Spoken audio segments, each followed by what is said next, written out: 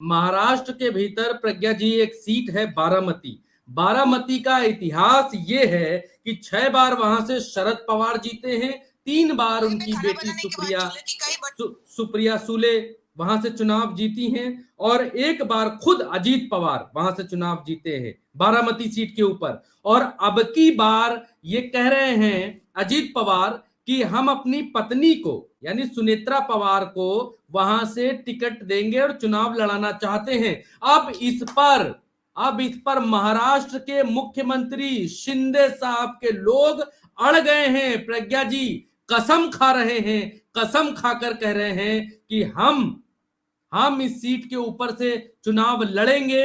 यहां चाहे अजीत पवार अपना उम्मीदवार खड़ा करें, चाहे अजीत पवार अपनी पत्नी को खड़ा करें। अब देखिए अजीत पवार कौन है? अजीत पवार डिप्टी सीएम है महाराष्ट्र में, शिंदे से ठीक नीचे वाली पोस्ट के ऊपर है। अजीत पवार की पत्नी के खिलाफ चुनाव लड़ाने के लिए शिंदे गुट किस तरीके से आमादा है और यह भी नहीं देख रहा है कि अजीत पवार, शिंदे, भारतीय जनता पार्टी सब एक ही एनडीए की छतरी के नीचे हैं। लेकिन किस तरीके की सिरफुटव्वल है, इतनी सिरफुटव्वल है प्रज्ञा जी कि एकनाथ शिंदे ने अपने नेता को शिवतारे, जिनका नाम है शिवतारे, जो है बारामती से चुनाव लड़ना चाहते हैं और शिवतारे को बुलाया मुंबई कि आइए हमसे बात करिए, समझाया बुझाया, वो अपने समर्थकों के साथ सितारे आए और उसके बाद भी ये मीडिया से कहकर चले गए कि अंतिम फैसला हम अपने समर्थकों से बात कर लेंगे।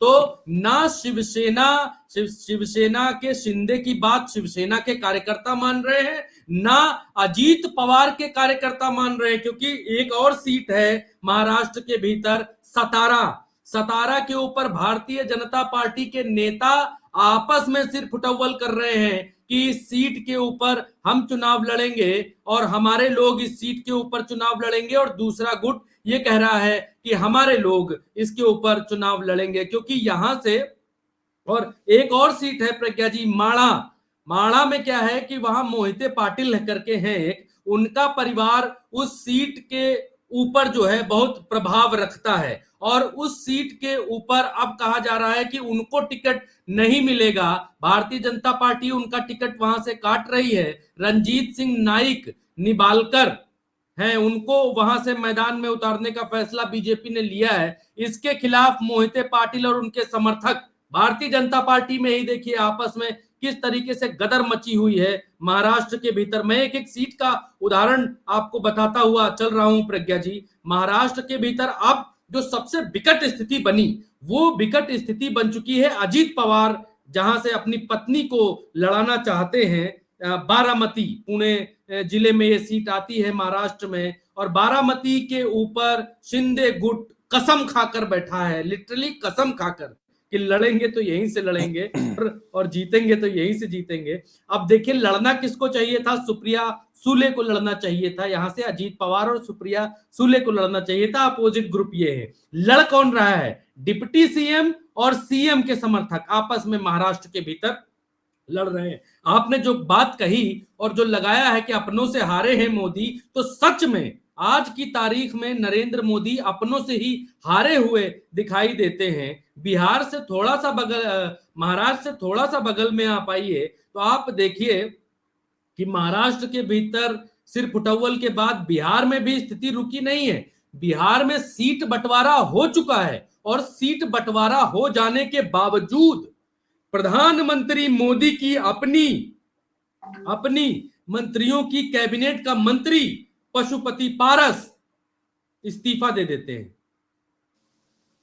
दे देते हैं प्रज्ञा जी, मोदी की अपनी कैबिनेट के व्यक्ति। और आज की तारीख में चुनाव से ठीक पहले, भरत जी, चुनाव से ठीक पहले और आज की तारीख में इसका कहीं कोई जिक्र नहीं आता है। आप गोदी मीडिया को उठाकर देखेंगे तो आपको कुछ दिखाई नहीं देगा। यहां पे सब शांति शांति है, चारों तरफ कुछ नहीं दिखाई देगा। और आज की तारीख की सबसे बड़ी खबर निकलकर ये आई कि नरेंद्र मोदी की अपने सिटिंग कैबिनेट मंत्री इस्तीफा देकर चले गए और ये कहकर चले गए कि यहां मेरा सम्मान नहीं हो रहा है, मेरी पार्टी का सम्मान नहीं है, जहां मेरी पार्टी और मेरा सम्मान नहीं है वहां हम नहीं रह सकते। पशुपति पारस जिनको भारतीय जनता पार्टी ने केंद्र में मंत्री बनाया था, बड़े बड़े लोग नाक पटक कर रह जाते हैं प्रज्ञा जी, नाक रगड़ कर रह जाते हैं, लेकिन नरेंद्र मोदी केंद्र में उसको मंत्री नहीं बनाते हैं।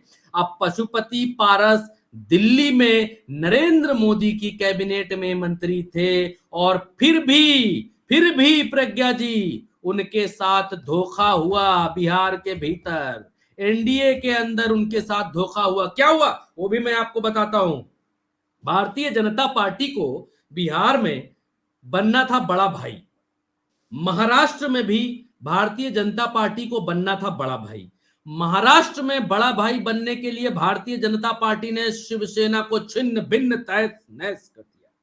महाराष्ट्र में बड़ा भाई बनने के लिए भारतीय जनता पार्टी ने एनसीपी को छिन्न भिन्न तहस नहस कर दिया।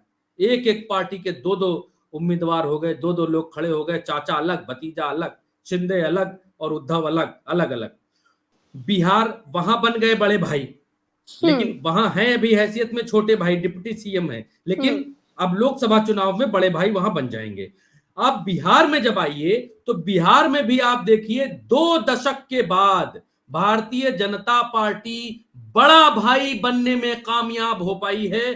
2 दशक के बाद प्रज्ञा जी बिहार के भीतर कैसे भारतीय जनता पार्टी इस बार 17 सीटों पर बिहार के भीतर चुनाव लड़ रही है। 17 सीटों पर 16 सीटों पर चुनाव लड़ रहे हैं नीतीश कुमार, 5 सीटों पर चुनाव लड़ रहे हैं रामविलास पासवान जी के सुपुत्र चिराग पासवान, 1 सीट पर चुनाव लड़ रहे हैं जीतन राम मांझी और 1 सीट पर चुनाव लड़ रहे हैं उपेंद्र कुशवाहा। 1 सीट के साथ अपर हैंड लेते हुए बिहार में भारतीय जनता पार्टी का पिछले 20 सालों का सपना आज पूरा हो गया बिहार के भीतर। और 20 साल का सपना पूरा करने के लिए भारतीय जनता पार्टी ने अपने एनडीए के कुनबे के पशुपति पारस की बलि ले ली।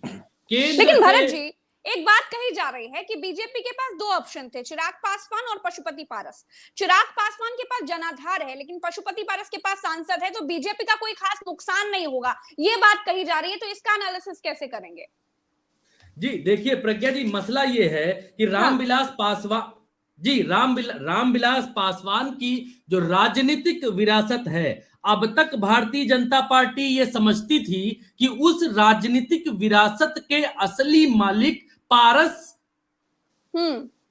हैं, लेकिन अब भारतीय जनता पार्टी को ये समझ में आया कि रामविलास पासवान की राजनीतिक विरासत के असली मालिक चिराग पासवान हैं और भारतीय जनता पार्टी ने ये समझने के लिए किस तराजू का इस्तेमाल किया, ये समझने के लिए एक चापलूसी वाले तराजू का इस्तेमाल किया।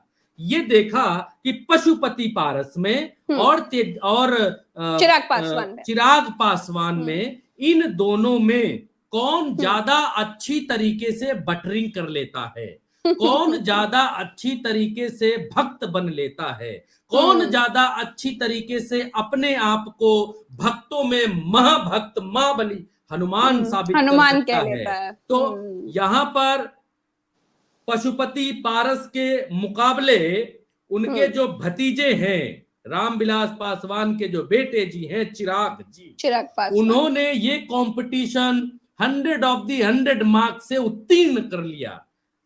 चाटुकारिता की क्लास में मोदी जी और शाह जी ने चिराग पासवान को अच्छे नंबरों से उत्तीर्ण मानते हुए उनको रामविलास पासवान का राजनीतिक वारिस घोषित करते हुए उनको अपने साथ गठबंधन में लिया और उनके चाचा को बाहर जाने दिया। तो कितना नुकसान पशुपति पारस करेंगे ये बताइए? अगर पशुपति पारस इंडिया गठबंधन के साथ जुड़ते हैं तो कितना नुकसान करेंगे एनडीए का, मैं ये जानना चाहती हूँ। प्रज्ञा जी, आज पशुपति पारस ने प्रेस कॉन्फ्रेंस करके, अगर हमारे पास वो बाइट हो तो पीसीआर वो जरूर लगाई जाए, पशुपति पारस का वो बयान जरूर लगाया जाए। और आज की तारीख में पशुपति पारस घायल शेर हैं। पशुपति पारस को ये उम्मीद नहीं थी कि जिन नरेंद्र मोदी की कैबिनेट में वो पिछले इतने दिनों से मंत्री हैं और जब लोकसभा का चुनाव आएगा तो उनके साथ इस तरीके का धोखा किया जाएगा, उनके साथ इस तरीके का छल किया जाएगा। और इसीलिए आज की तारीख में पशुपति पारस ने प्रेस कॉन्फ्रेंस करके ये बात कही है प्रज्ञा जी कि अब वो किसी के भी साथ गठबंधन में जाने के लिए स्वतंत्र है, वो कहीं भी गठबंधन में जा सकते हैं। और दूसरी तरफ से उतनी ही फ्रीक्वेंसी में जवाब आता है तेजस्वी यादव के भाई तेज प्रताप यादव का कि इंडिया गठबंधन में आपका स्वागत है, इंडिया गठबंधन में आने के लिए, बुलावे के लिए हम तैयार हैं, आप आइए। अब ये देखिए प्रज्ञा जी कि बिहार के भीतर भारतीय जनता पार्टी और एनडीए टूट गया, ब्रेक हो गया। महाराष्ट्र के भीतर सीएम और डिप्टी सीएम के बीच नहीं बन रही है। जब मसला पत्नी का है, जब मसला इतना खास है, अजीत पवार अपनी पत्नी को लड़ाना चाहते हैं, लेकिन सीएम के चेले लोग अजीत पवार की पत्नी के खिलाफ टिकट मांग रहे हैं और वहां से लड़ने के लिए कस्में खा रहे हैं प्रज्ञा जी। और महाराष्ट्र में तो ये तीन सीटें हैं, सतारा, माढ़ा, बारामती, 3 सीटों पर हालत भारतीय जनता पार्टी की टाइट है।